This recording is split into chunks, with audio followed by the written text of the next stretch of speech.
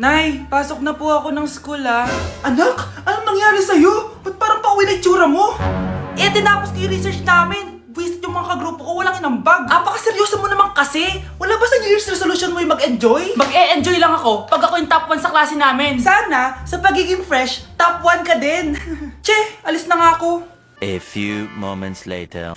Tabi tayo Horay! Guys, tignan niyo TikTok ni Crystal ang fresh. Wow, pati ba si Crystal ang fresh? Parang hindi siya na-stress nung bakasyon. Ano sa'yo, babe? Pwede ba yung walang jowa? Anong nangyari sa akin? Di ba ginawa ko yung research natin? Yung visit na to? Ha? Di naman kayo nag-aambag, di ba? O, babe, ba't naman nagdadabog ka dyan? Baka gusto mo isumbong kita kay Nan. Ikaw kaya? Isumbok kita sa nanay mo. Di ba bagsak ka sa lahat ng subject, ha? Kumalma ka. Totoo ba to? Lumalapit sa akin si Crush. Magkakajowa na ako. Hi po. Hello. Salamat pala sa pagpapakopya sa akin Ang taas ng score ko. Wala yun. Basta ikaw. Matalino ka sana kaso ganyan na tsura mo. Iloso Sumbatero, number 2! Mukhang kasino! Sino nag-aaway? Eto, gamitin mo to. Sikreto to ni Crystal kaya nag-glow up siya. Garnier Anti-Acne Serum.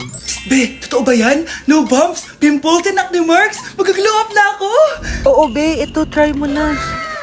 Ito na ang simula ng aking pagbangon. From breaking out to breaking free.